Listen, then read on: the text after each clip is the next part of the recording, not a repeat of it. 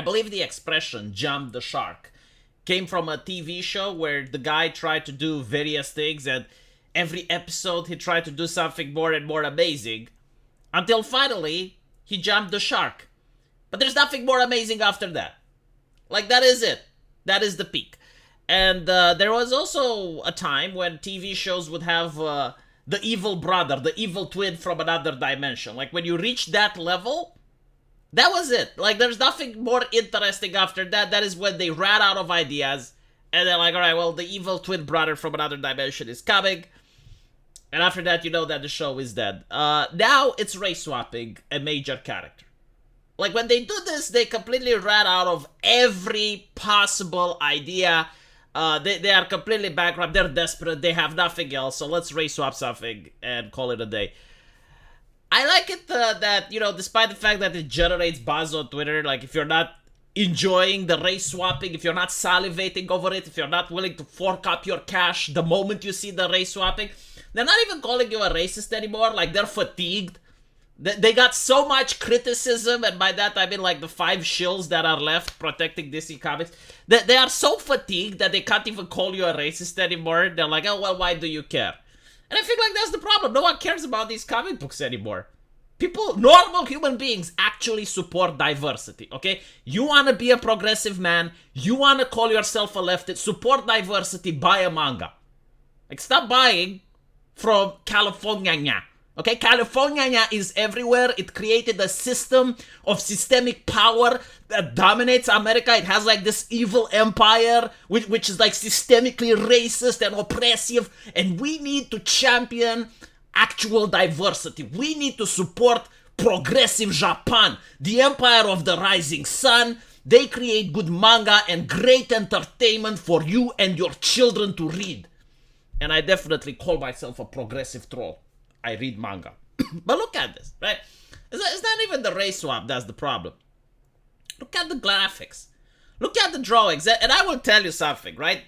A lot of people go, well, what, you know, so what if they race swap someone? Like, first of all, the race swapping is always in one direction. And for some unexplicable reason, and this is what I don't get, they always change a white character black.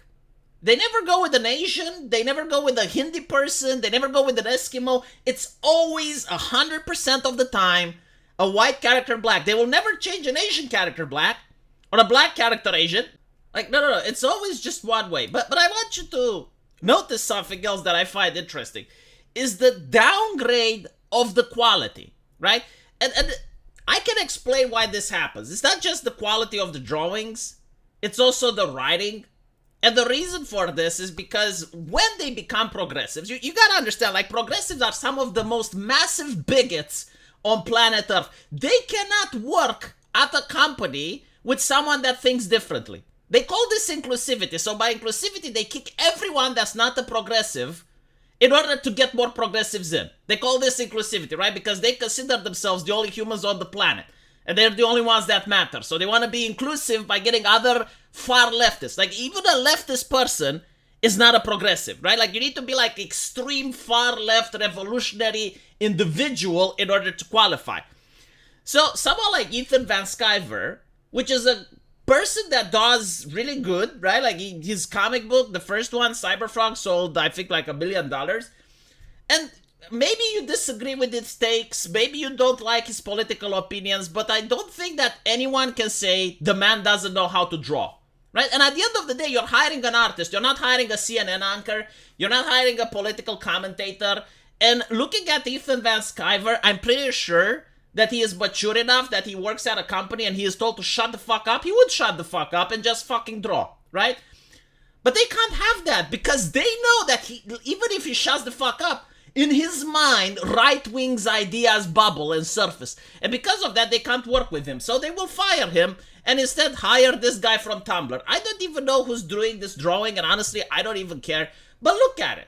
Look at it. Like, is this something that should be made by a professional comic book company when you're competing with manga? Really? I mean, look.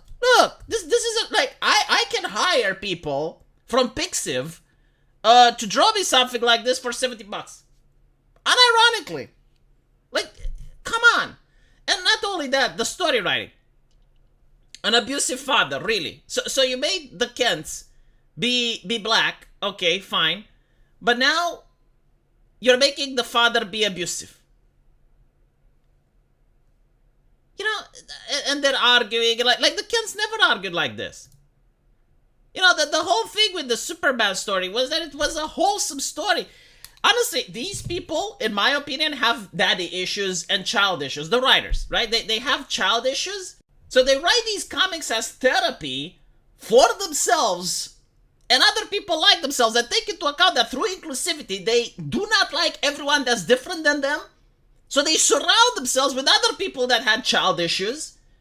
And they think that this is the world. This is normal. So when they're writing these comic books with self-inserts and shit, they're writing it for them.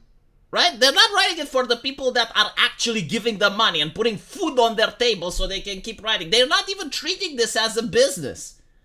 And the sad thing is that with the ESG bucks and, you know, like getting loans for promoting this style of values, the ESG investor is the customer now, right? So they need to please the ESG investor, but unfortunately they do not please you, which is ridiculous because they expect you to buy their shit. So they expect you to buy their comics, they expect you to pay money for their work, but look at the quality of this. My God. Again, like, this is Tumblr level art.